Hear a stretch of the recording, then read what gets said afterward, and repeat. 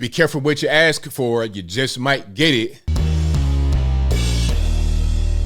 How's everybody doing? My name is Anthony Brian Logan, and today we got to talk about Ben & Jerry's being called upon to return the land that their headquarters is on in Vermont back to Native American hands. Now, this is a very interesting story because Ben & Jerry's brought this upon themselves.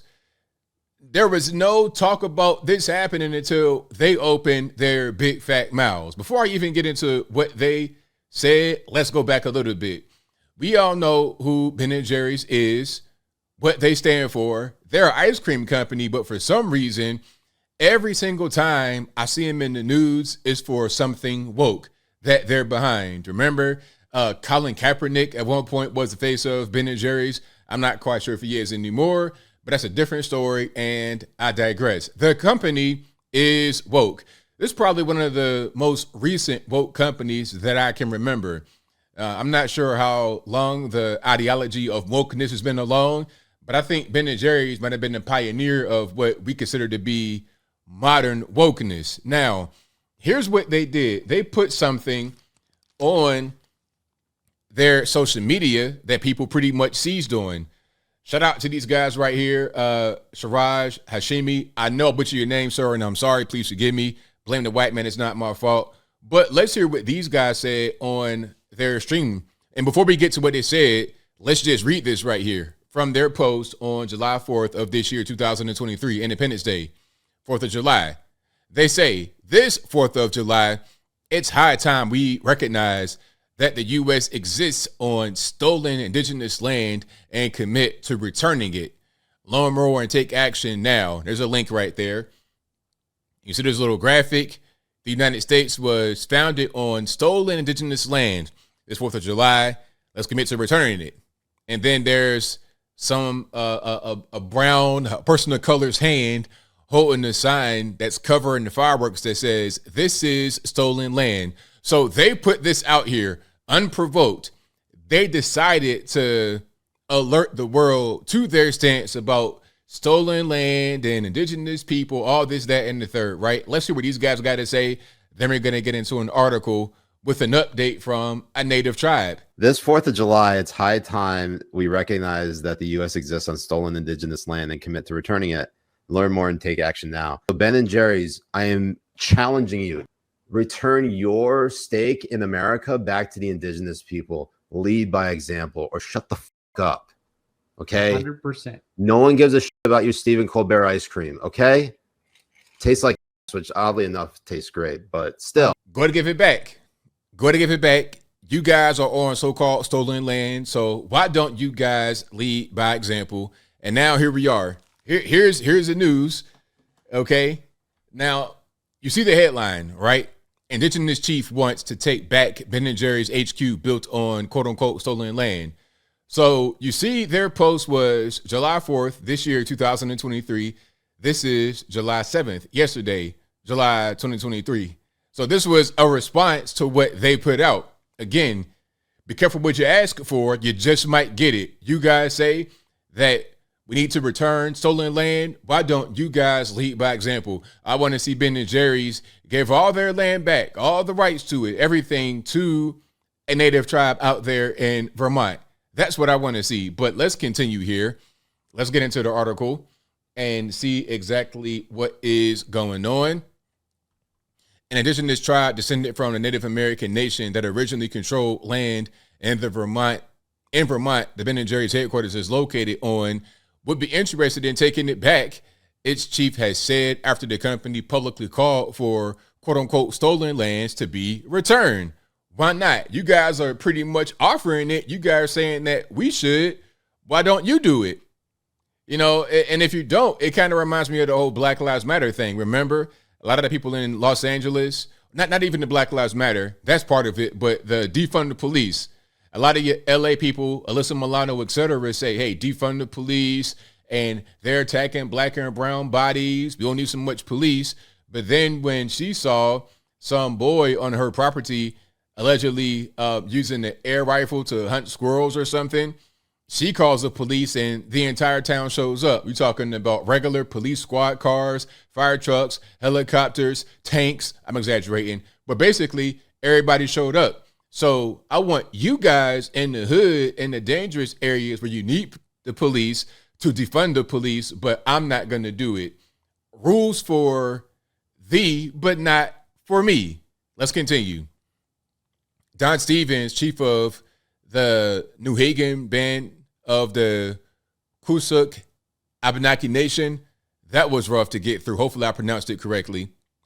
One of four descended from the Abenaki that are recognized in Vermont, told Newsweek it was, quote, always interested in reclaiming the stewardship of our lands, unquote, but that the company had yet to approach them. It comes after the ice cream company was questioned as to when it would give up its Burlington, Vermont headquarters, which sits on the vast swath of U.S. territory that was under the auspices of the Abenaki people before colonization. The U.S. was founded on stolen indigenous land, the company said in a statement ahead of Independence Day this year.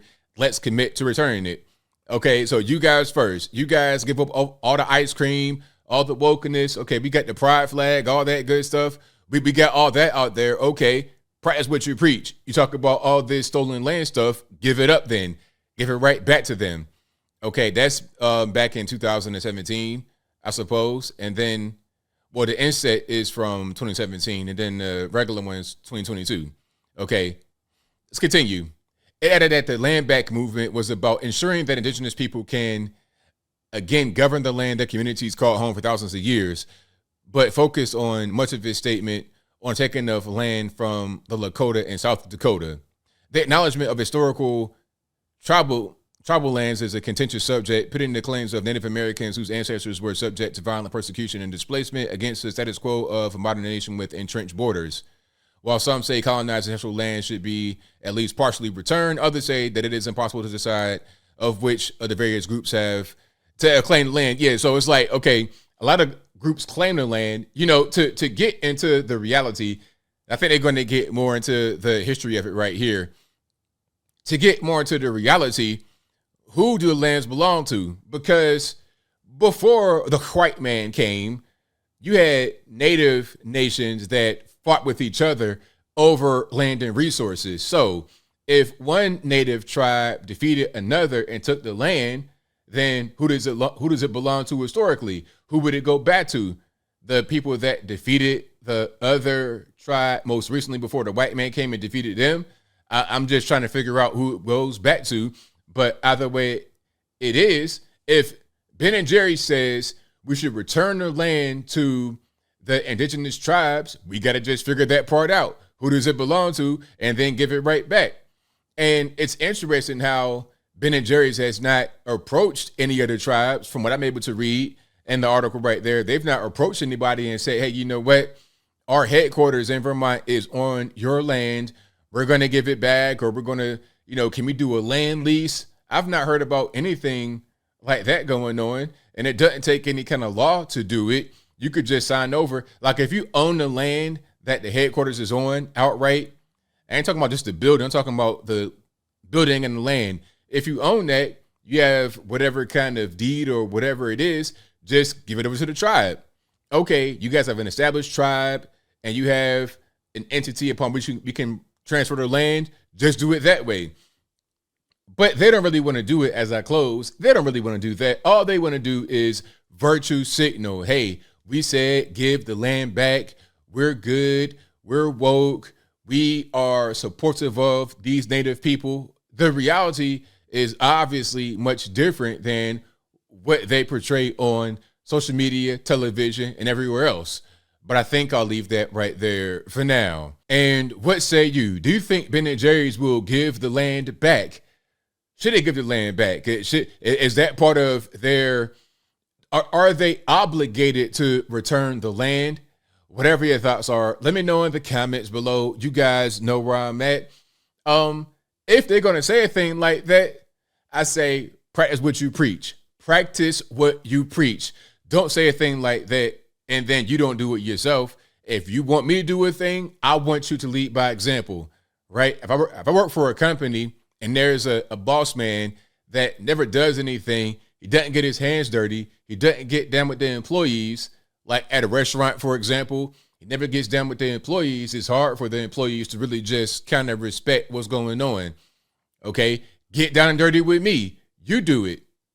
And we ain't talking about an employer. We're talking about just a company trying to preach to the general public. Okay, you want to preach to us about a certain thing that you don't do.